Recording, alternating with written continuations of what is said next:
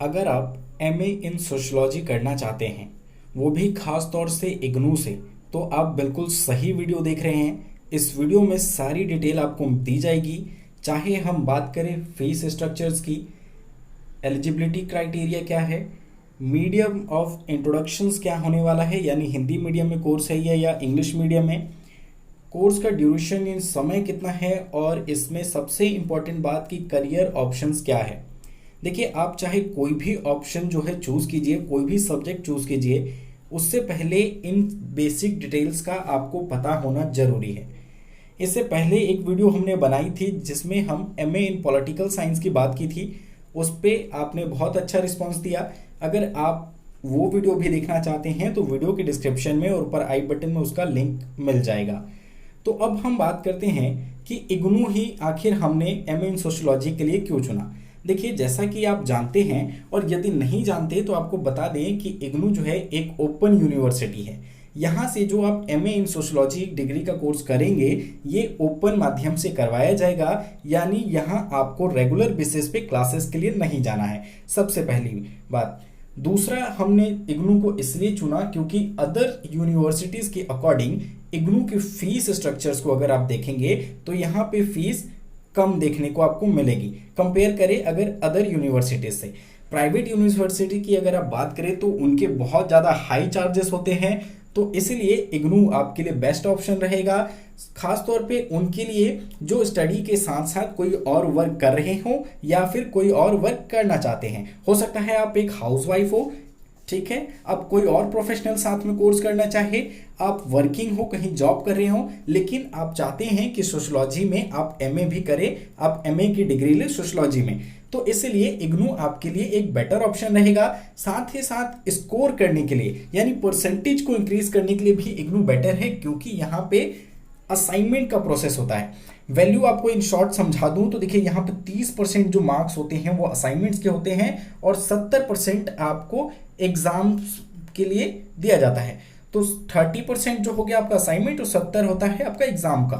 तो total 100 marks में से आपके मार्क्स मिलते हैं। तो हालांकि दोनों में अलग अलग पास होना जरूरी है, लेकिन असाइनमेंट्स में मार्क्स जो है काफ़ी अच्छे देखने को मिलते हैं। यहाँ पे अराउंड आपको कई बार 30 के 30 मार्क्स भी कई स्टूडेंट्स को देखने में मिले हैं कि उनको फुल मार्क्स भी दिए गए हैं, इसलिए आप इसमें अच्छा स्कोर कर सकते हैं। अब आइए जानते हैं डिटेल से इग्नू के एमएसओ यानी master of arts sociology course के बारे में।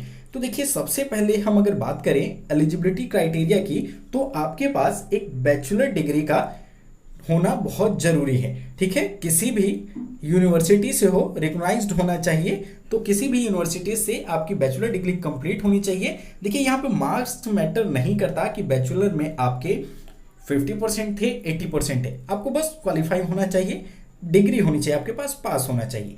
फिर दूसरी चीज आती है मीडियम ऑफ इंट्रोडक्शन, कि ये कोर्स आपको कौन से माध्यम में पढ़ाया जाएगा। तो यहाँ पे इग्नू आपको दोनों ही माध्यम प्रोवाइड करवाता है, चाहे आप इंग्लिश बैकग्राउंड से हो या हिंदी बैकग्राउंड से हो, तो दोनों के लिए इजी है।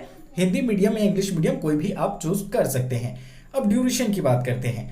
कोर्स ड्यूरेशन जो है मिनिमम 2 ईयर का है, क्योंकि डिग्री है जो मास्टर प्रोग्राम कोई भी 2 साल के होते हैं, तो मिनिमम आपको 2 ईयर दिया जाता है और मैक्सिमम 5 ईयर में आपको अपना ये कोर्स कंप्लीट होना होता है।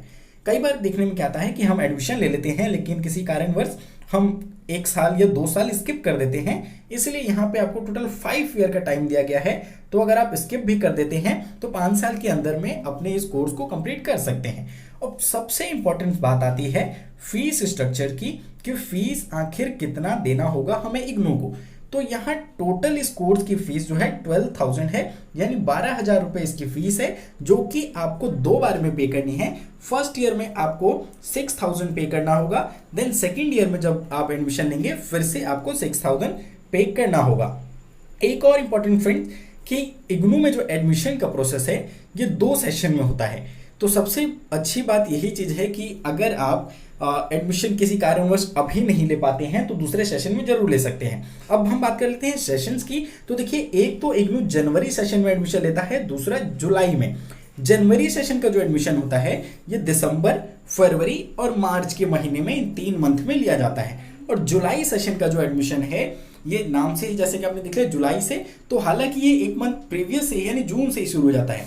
तो जून, जुलाई, अगस्त, सितंबर 4 महीना आपको जुलाई सेशन के एडमिशन के लिए दिया जाता है। तो अभी जुलाई सेशन के लिए एडमिशन चल रहे हैं, तो आप में से जो स्टूडेंट्स भी जुलाई सेशन में एडमिशन लेना चाहते हैं वो अभी ले सकते हैं। अभी एडमिशन चल रहे हैं, तो आप ऑनलाइन जो है एडमिशन ले सकते हैं। अब देखिए, अब देखते हैं हम इसके कोर्स के स्ट्रक्चर्स को कि किस प्रकार का ये कोर्स है।